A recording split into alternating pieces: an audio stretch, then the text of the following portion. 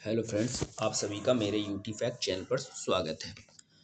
आज की वीडियो में हम लोग स्टार्ट करने जा रहे हैं भारत के भौतिक विभाजन वाले टॉपिक को।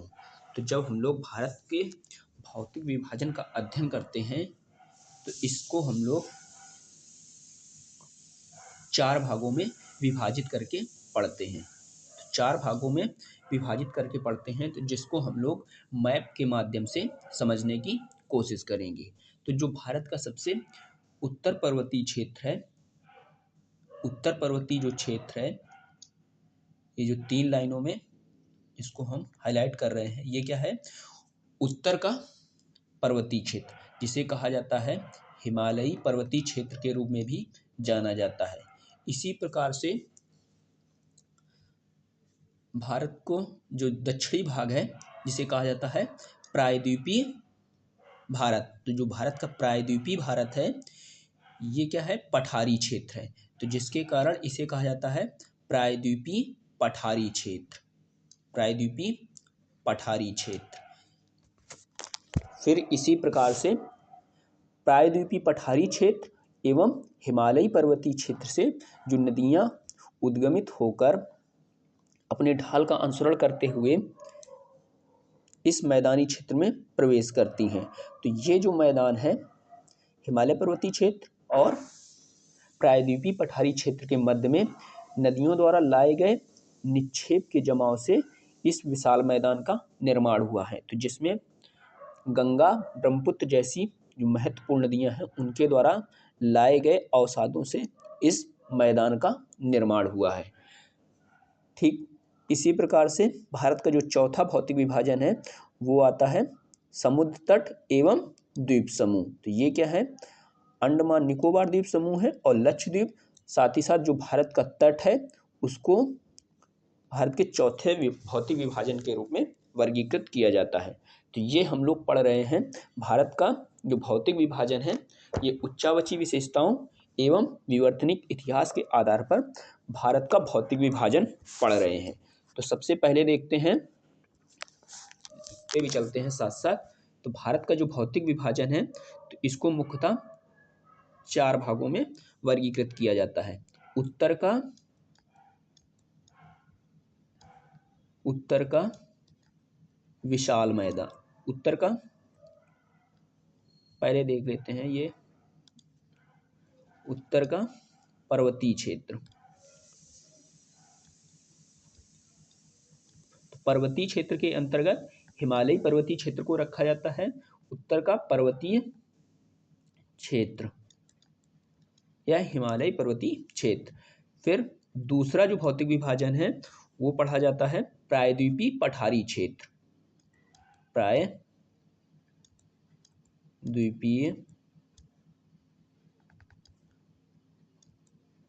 पठारी क्षेत्र।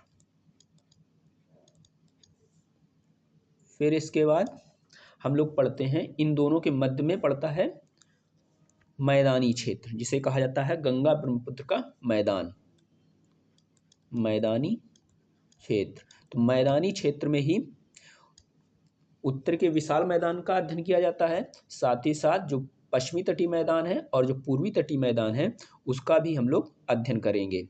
चौथा जो भौतिक विभाजन है, तो इसमें पढ़ा जाता है भारतीय समुद्र तट, भारतीय समुद्र तट एवं द्वीप समूह।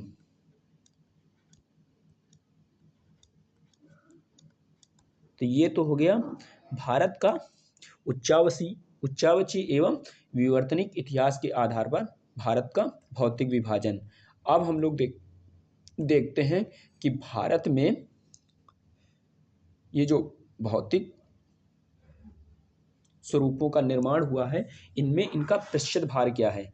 तो जो भारत में पर्वतीय क्षेत्र है, तो पर्वत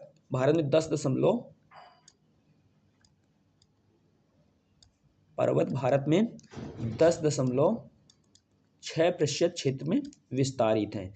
इसी प्रकार से जो पठार है, पठार भारत के 27.7% क्षेत्र में विस्तारित हैं। मैदान जो है, मैदान भी भारत में 43.2% क्षेत्र में इसका विस्तार देखने को मिलता है। मैदान और पहाड़ी क्षेत्र जो है, पहाड़ी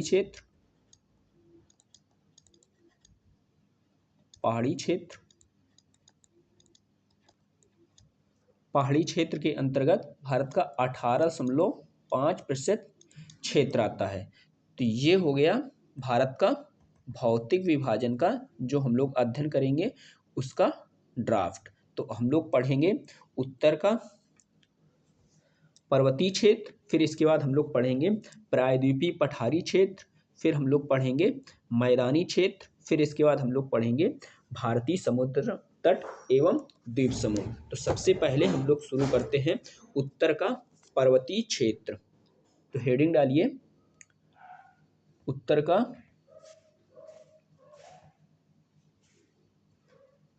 का पर्वतीय क्षेत्र।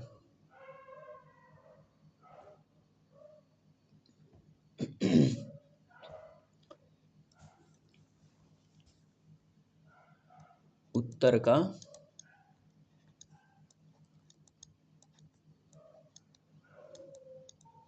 पर्वतीय क्षेत्र। सबसे पहले हम लोग भारत का डायग्राम बनाएंगे। एक शार्ट डायग्राम बनाएंगे भारत का।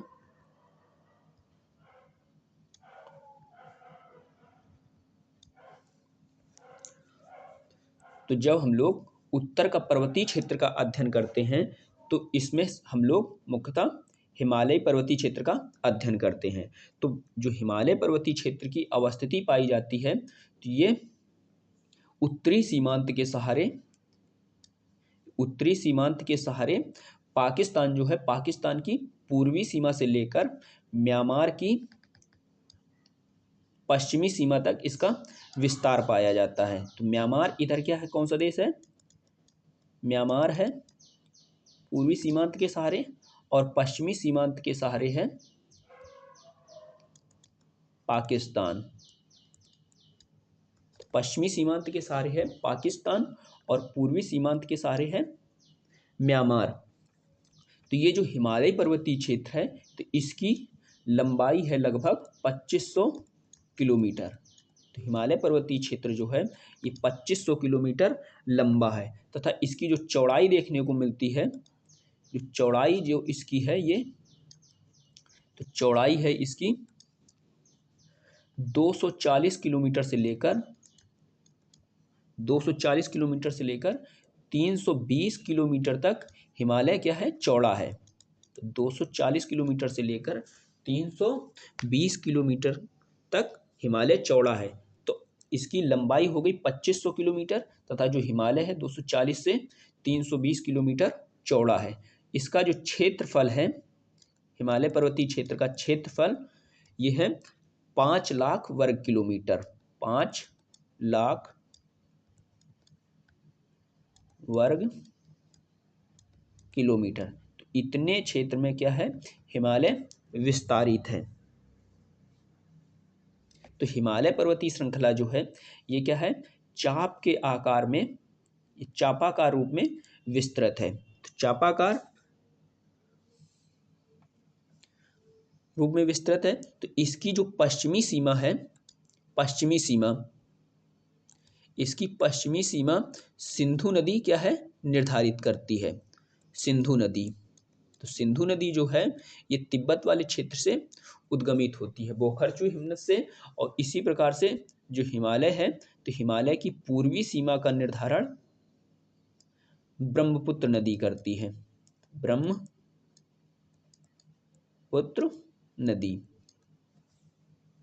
तो हिमालय पर्वतीय श्रृंखला जो है तो ये मुख्यतः 3 श्रृंखलाओं में विभक्त है। जैसे क्या है, ये सबसे उत्तर में पड़ता है हिमालय का जो क्षेत्र है इसे कहा जाता है महान हिमालय। फिर इसके बाद पड़ता है लघु या मध्य हिमालय। फिर जो सबसे दक्षिणी श्रृंखला है उसे कहा जाता है शिवालिक श्रेणी। तो शिवालिक जो है ये सबसे नवीन संरचना है।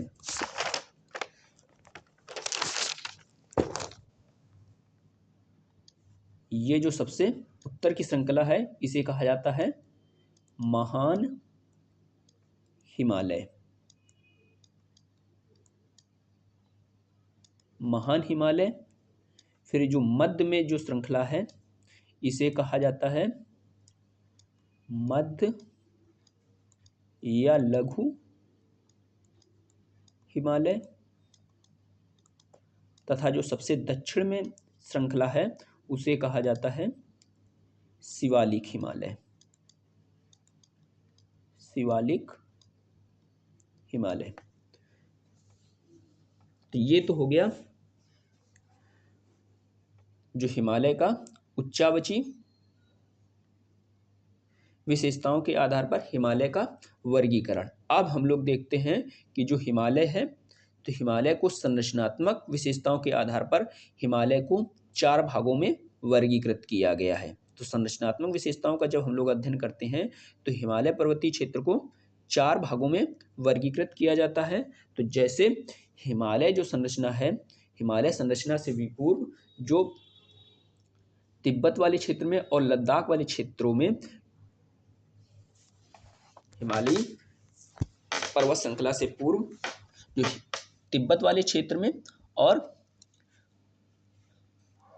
लद्दाख वाले क्षेत्र में श्रृंखला का निर्माण हुआ है उसे कहा जाता है ट्रांस हिमालय। ट्रांस हिमालय के साथ साथ जो शेष 3 हिमालय की अन्य श्रृंखलाएं हैं जैसे महान हिमालय, मध्य या लघु हिमालय, शिवालिक हिमालय, इन तीनों श्रृंखलाओं को भी उसमें सम्मिलित किया जाता है। तो सबसे पहले हम लोग देखेंगे ट्रांस हिमालय के बारे में। तो हेडिंग डालिए ट्रांस हिमालय।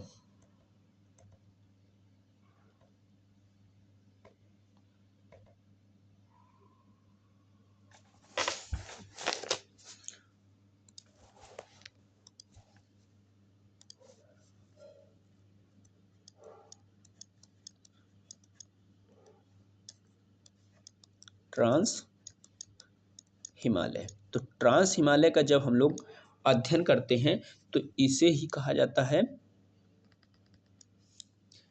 तिब्बती हिमालय के रूप में भी इसे जाना जाता है।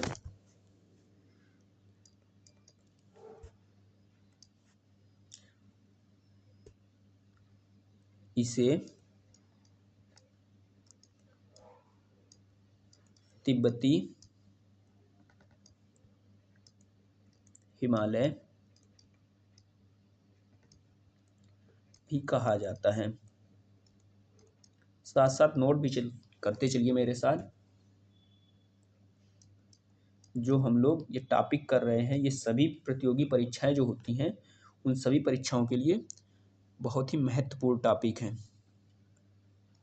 तो जो ट्रांस हिमालय है तो इसे तिब्बत वाले क्षेत्र में होने के कारण इसे कहा जाता है तिब्बती हिमालय। तो ये जो हिमालय है तो इसकी चौड़ाई, जो ट्रांस हिमालय है तो इसकी चौड़ाई जो है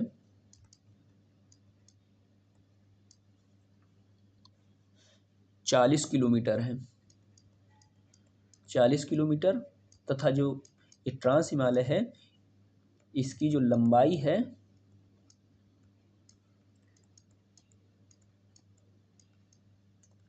इसकी लंबाई है 965 किलोमीटर। तो ट्रांस हिमालय जो है ये 965 किलोमीटर चौड़ा है तथा इसकी जो औसत ऊंचाई है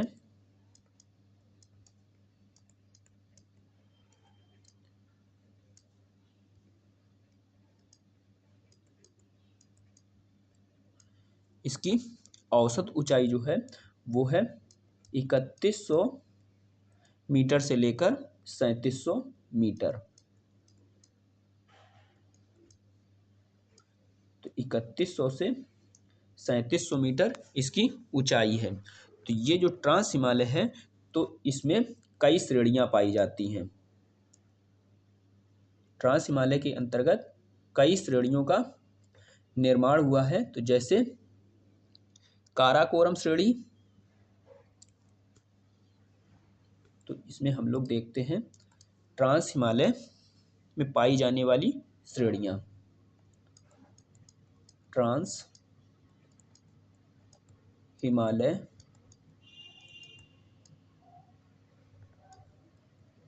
में पाई जाने वाली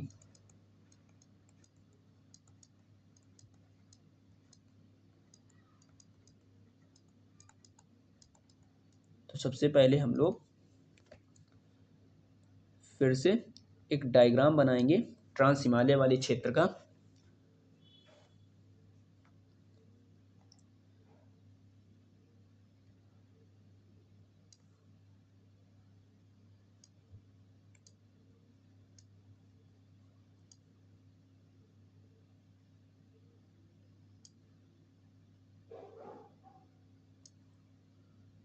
तो ये हो गया इंडिया का मैप।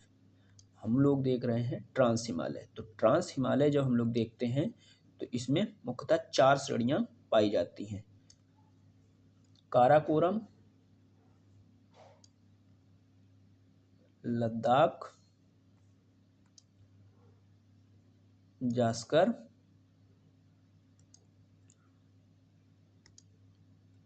और कैलाश श्रेणी।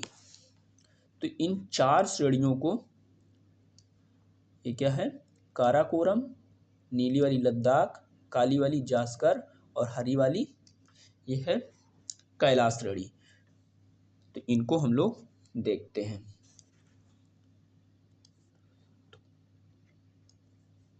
काराकोरम,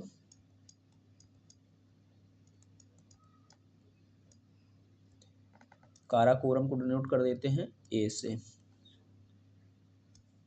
काराकोरम के दक्षिण में है लद्दाख श्रेणी, लद्दाख श्रेणी इसको बी से डिनोट कर देते हैं। फिर इसी प्रकार से ये क्या है, जास्कर श्रेणी,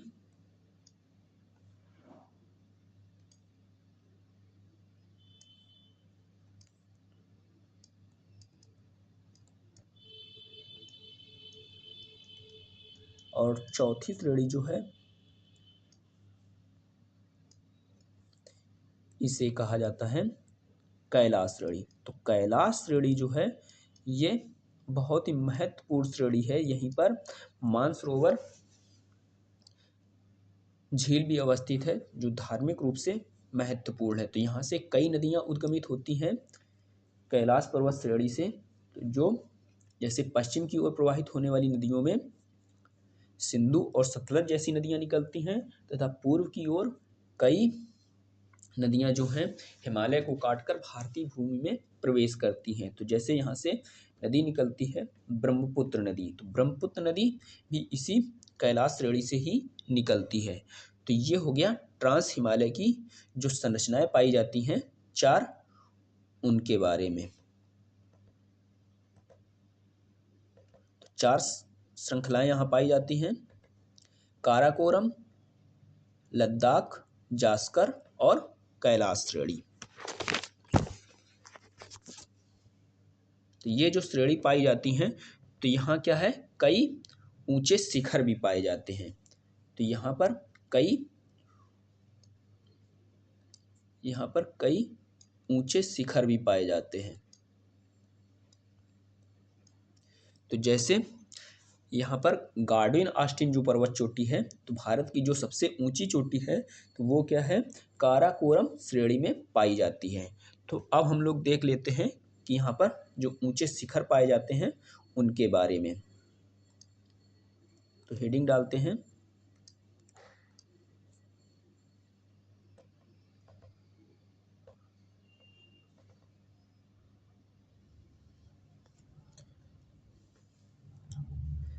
ट्रांस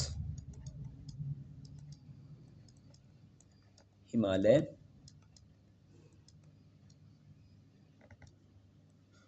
में पाए जाने वाले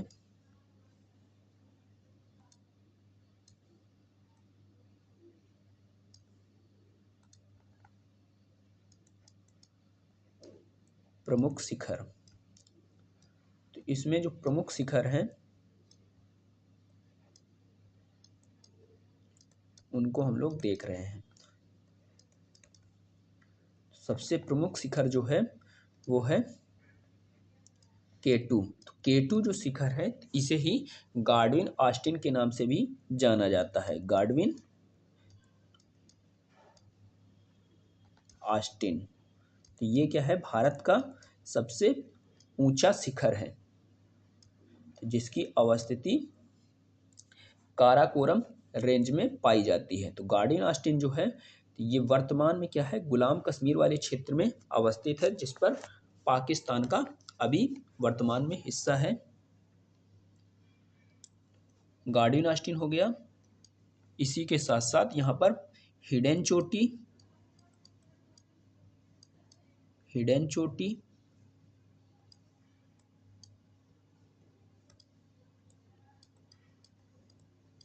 गसेरब्रम, मसेरब्रम जैसे यहाँ पर चोटियां पाई जाती हैं। तो हिडन चोटी हो गई, K2 हो गया, साथ ही साथ ब्रॉड चोटी। ये जितनी भी चोटियां हम लोग देख रहे हैं सभी की ऊंचाई 8000 मीटर से अधिक है। तो ब्रॉड चोटी, ब्रॉड चोटी के बाद गसेरब्रम,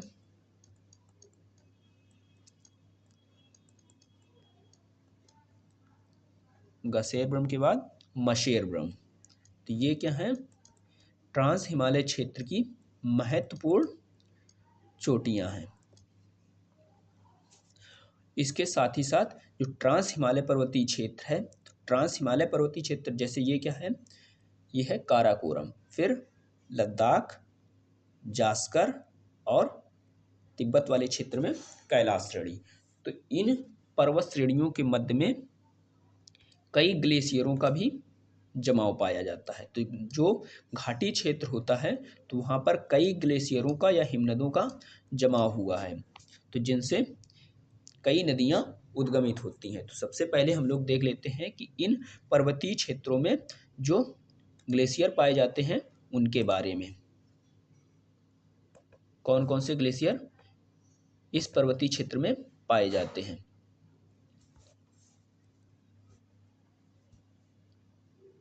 तो हेडिंग डालते हैं, ट्रांस हिमालय में पाए जाने वाले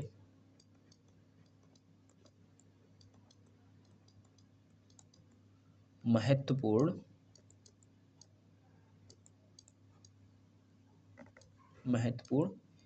ग्लेशियर। ग्लेशियर को ही हिमनद भी कहा जाता है, ग्लेशियर या हिमनद।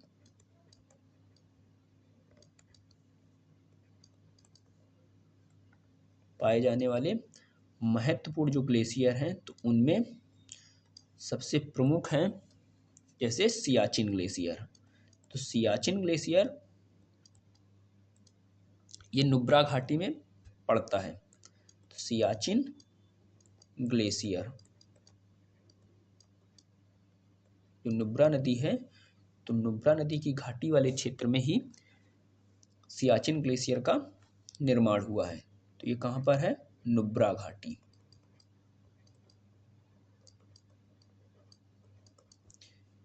ठीक इसी प्रकार से बियाफो और बाल्टोरा दो और ग्लेशियर हैं। बियाफो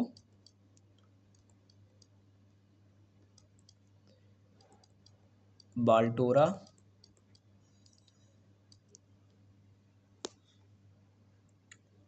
ये है सिगार घाटी में, सिगार घाटी। तो ये जो दो ग्लेशियर हैं तो ये पाए जाते हैं सिगार घाटी में।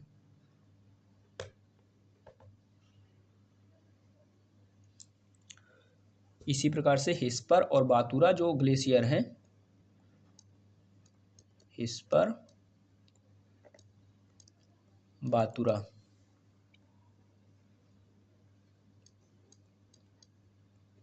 ये जो ग्लेशियर हैं तो ये पाए जाते हैं हुंजा घाटी में, हुंजा घाटी।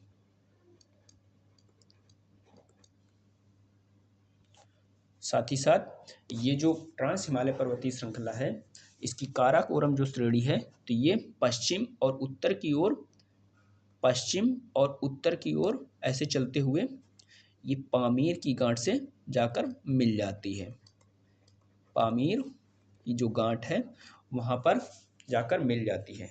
तो इस वीडियो को हम लोग यहीं तक रखते हैं। वीडियो अच्छा लगा हो तो वीडियो को लाइक करें, चैनल को सब्सक्राइब कर लें।